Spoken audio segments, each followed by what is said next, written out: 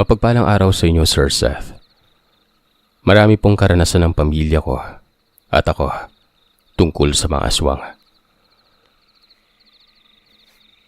Ang kwentong ibabahagi ko ay karanasan namin ng kapatid ko. Taong 2011. High school pa lamang ako noon. 6 kami magkakapatid at ang ibang kapatid naman namin ay may pamilya na. 2 na lamang kami ang walang asawa noon. Kuya ko, ako. Kasama namin sa bahay ang tito ko na kapatid ng papa ko. Noong mga panahon na yun ay may sakit siya. Nagtatrabaho siya noon sa bayan ng Daet. Kargador siya. Masipag po ito kahit na may edad na. Meron po kasi kaming kamag-anak na may lahing aswang. Pero bali 3rd cousin na ng papa ko yon. At meron din po kaming kalugar na aswang din. Araw ng fiesta, ang tito ko ay nakafiesta sa ibang kamag-anakan namin sa side nila. Napadaan siya sa kamag-anak namin na meron ngang lahing aswang. Napansin niya sa daan niya na doon sa bahay ng pinsan nila ay masama daw ang tingin sa kanya. Namumula umano ang mga mata nun.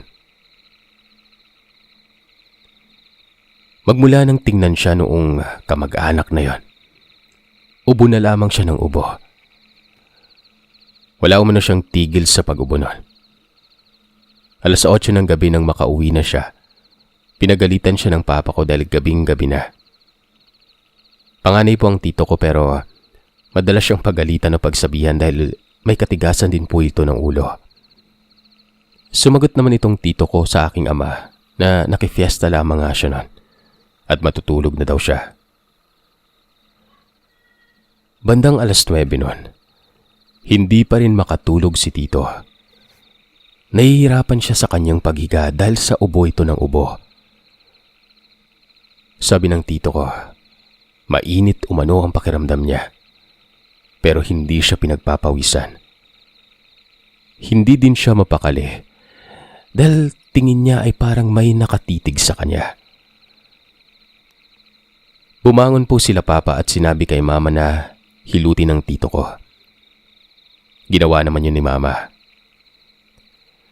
Malayo po kami sa kapitbahay, Sir Seth. Meron man kaming kalapitbahay pero talagang hindi mo talaga tanaw yon.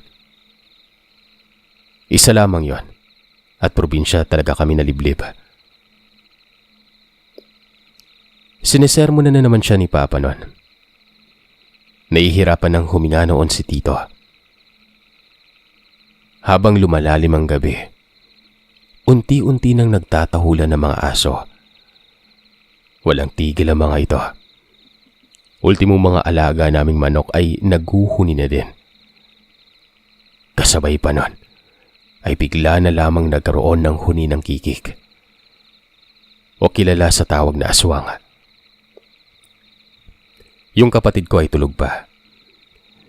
Nagising siya nung naramdaman niyang may taong nakasilip sa siwang ng bintana ng kwarto. Sa probinsya po, yung bahay namin ay kahoy lamang gawa sa coco lumber. Kaya pansin at makikita mo kaagad na may tao doon. Hindi niya maaninag ang mukha pero babae ito.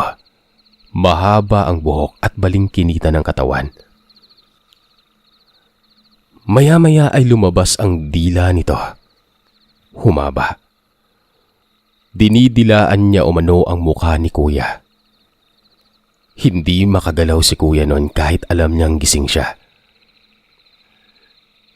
Nung gabi na yun ay siguro napagkamalan ng aswang na siya po yung tito ko. Dahil bago matulog yung tito ko ay nagpalitan sila ng higaan. Sa salas pinatulog ni papa si tito. Yung kuya ko, hindi makasigaw. Kahit gising siya, para bang may pumipigil sa kanya.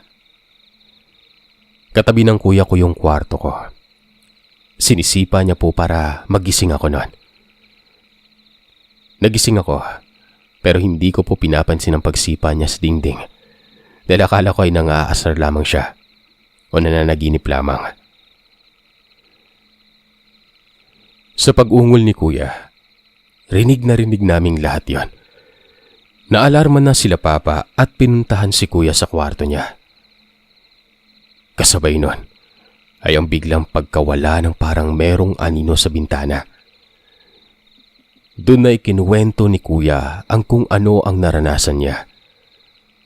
Inga, napagkamalan ata itong si kuya na siya si Tito. Hindi tumigil sa pagsermon si tatay kay Tito nun.